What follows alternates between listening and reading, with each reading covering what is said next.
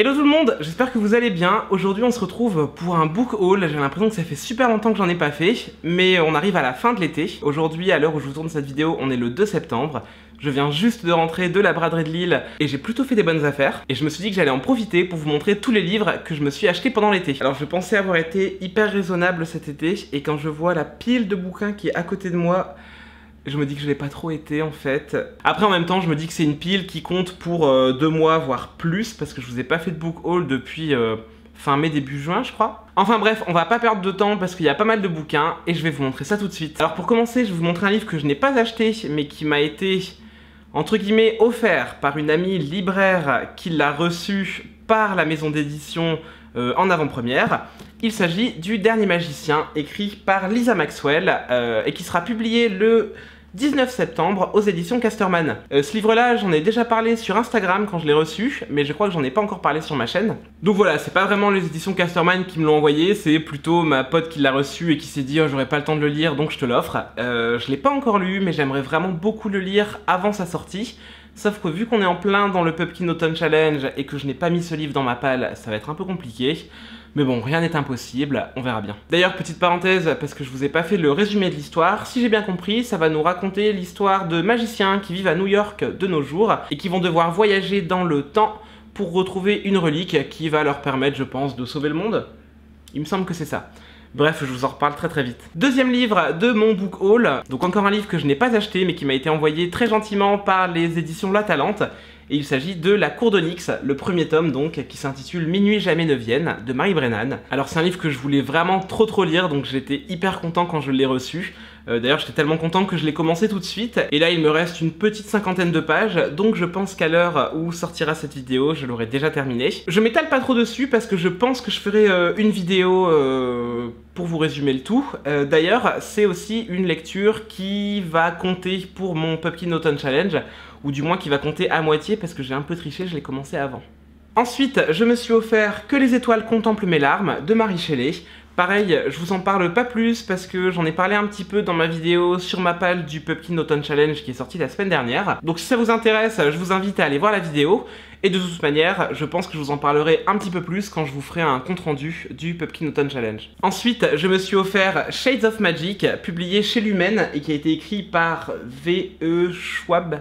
Je pense que j'écorche un peu son nom. Shades of Magic, c'est un livre que j'ai vu partout, sur Booktube, sur Bookstagram, que tout le monde m'a conseillé. Apparemment, c'est vraiment trop bien.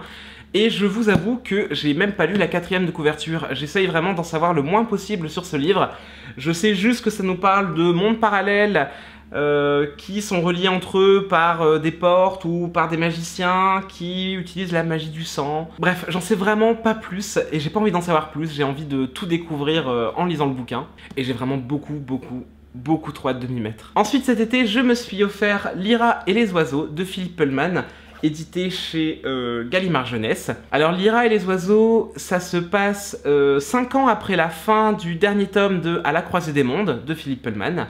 C'est une histoire très courte qui va nous permettre de retrouver Lyra qui est en quête d'un mystérieux élixir. J'en sais pas plus, j'ai vraiment beaucoup trop hâte de le lire, surtout qu'il est hyper court. Et c'est une édition que je voulais depuis longtemps et qui vient tout juste d'être rééditée. Elle est vraiment trop jolie, on a des petites illustrations dans le livre.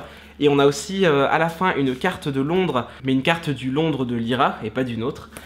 Enfin bref, c'est un petit bijou, j'ai vraiment beaucoup trop hâte de le lire. Ensuite, je me suis acheté La Voix des Rois, le premier tome des archives de Rochard, écrit par Brandon Sanderson et publié chez Le Livre de Poche. Pareil, je ne saurais pas du tout vous dire de quoi ça parle, mais Paper Palace en a parlé dans une de ses vidéos il y a genre hyper longtemps, sauf que j'ai regardé la vidéo cet été, je l'avais pas vue avant. Et elle parlait de cette saga avec tant d'amour, ça se voyait qu'elle était en mode ah c'est beaucoup trop bien, lisez-le, que je me suis dit ok, eh bien je vais craquer, je ne sais pas trop de quoi ça parle, mais je te fais confiance Paper Palace, j'espère que je ne serai pas déçu. Par contre je vais pas le lire tout de suite parce que le pavé est plutôt énorme et j'ai un Pumpkin Challenge à valider, donc ça sera pour un peu plus tard. Ensuite, je me rends compte qu'il y a vraiment beaucoup de livres. Je suis désolé, ça doit vous sembler interminable comme book haul. Je vais essayer de faire vite. Donc ensuite, je me suis offert Les Hauts de Hurlevent de Emily Brontë, un classique que j'avais envie de lire depuis longtemps et je sais pas, je l'ai vu en librairie et je me suis dit ah, c'est le moment. Sauf que c'est pas vraiment le moment parce que je l'ai acheté mais je vais pas le lire tout de suite. Mais c'est pas grave, au moins je l'ai, il est dans ma palle, il sera lu cette année je pense. Et voilà. Et ensuite, dernier livre neuf que j'ai acheté, et le reste, ça sera mes trouvailles de la braderie de Lille. Je me suis offert Les Prénoms Épicènes, le nouveau Amélie Nothomb. Encore un livre que j'ai acheté sans savoir de quoi il parlait, parce qu'avec Amélie Nothomb, on n'a jamais de renseignements sur l'histoire. Je ne l'ai pas encore lu, et je pense que je le lirai dans les prochains jours. Parce que le livre d'Amélie Nothomb, moi je les lis en 1 heure ou 2, c'est des livres assez courts que j'aime bien lire d'une traite. Donc voilà, ça sera une petite parenthèse dans mon challenge de l'automne. Et on enchaîne donc avec mes trouvailles de la braderie de Lille. Franchement, pour ceux qui ne l'ont jamais faite, venez à Lille, faites la braderie. C'est genre trop bien, je me suis acheté plein de livres pour une misère. De toute manière, je vous donnerai les prix avec et je pense que vous allez halluciner. Pour commencer, je me suis trouvé cette édition juste magnifique en 2 tomes avec la tranche en or cartonnée avec des gravures trop belles. Donc les 2 tomes de Notre-Dame de Paris de Victor Hugo, un classique que je n'ai encore jamais lu. J'ai l'édition qui a été faite par Benjamin Lacombe, mais honnêtement quand j'ai vu cette édition que j'ai achetée pour 2 €, je me suis dit bon, ça fera joli dans ma bibliothèque. Et puis voilà, Notre-Dame de Paris c'est un classique, il faudra bien que je le lise un jour, et je pense que ces éditions vont beaucoup me motiver à m'y mettre. Ensuite, toujours pour 2 €, je me suis offert Les Oracles de Nostradamus. Si vous connaissez pas Nostradamus, c'était on va dire un grand voyant très connu qui a écrit plein de prédictions qui se sont plus ou moins réalisées au fil du temps. Donc c'est vraiment quelqu'un de très énigmatique mais qui est très connu. Et donc j'ai trouvé l'ensemble de ces oracles, de ces prédictions sur 2 tomes. L'édition est juste magnifique. Encore une fois, on a des gravures hyper jolies. Enfin bref, je suis tombé sous le charme. Et quand j'ai vu le prix, hein, comme je vous l'ai dit, 2 €, ça ne se refuse pas, donc je les ai pris. Ensuite, toujours pour 2 €, j'ai trouvé Le Livre des Baltimore de Joël Dicker. Beaucoup de gens aiment Joël Dickers, on m'a toujours dit beaucoup de bien de ses livres, sauf que je n'en ai jamais lu aucun, et tout le monde me dit que Le Livre des Baltimore c'est le meilleur. Donc voilà, c'est bon, je l'ai, je suis très content. Je sais pas quand est-ce que je le lirai, mais j'ai plutôt hâte. Ensuite, on part dans de la BD. J'ai trouvé le premier tome de Monstress, publié chez Delcourt, et c'est écrit par Marjorie Liu et Sana Takeda.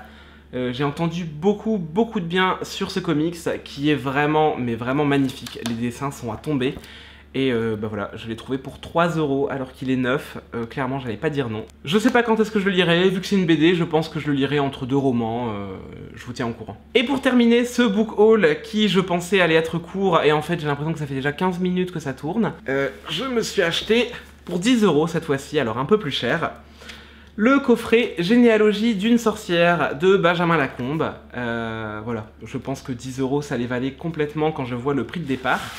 Et en fait, c'est un coffret qui regroupe 2 ouvrages. Le premier, La Petite Sorcière, un conte de sorcière qui a été écrit par Sébastien Pérez et donc superbement illustré par Benjamin Lacombe, comme d'habitude. Et le deuxième livre qui se trouvait dans ce coffret, c'est Grimoire de sorcière, toujours de Benjamin Lacombe et de Sébastien Pérez. Et alors celui-ci, mais il est d'une beauté, vraiment, la couverture est magnifique, il y a du vernis sélectif, c'est beaucoup trop beau. Et puis pareil, l'intérieur du livre est vraiment magnifique. Et donc Benjamin Lacombe nous le présente comme un livre maudit qu'il ne faut pas ouvrir, et qui retrace la vie et l'histoire de plusieurs grandes sorcières de l'histoire plus ou moins connues. Donc voilà, autant vous dire que je n'ai pas hésité une seule seconde à l'acheter.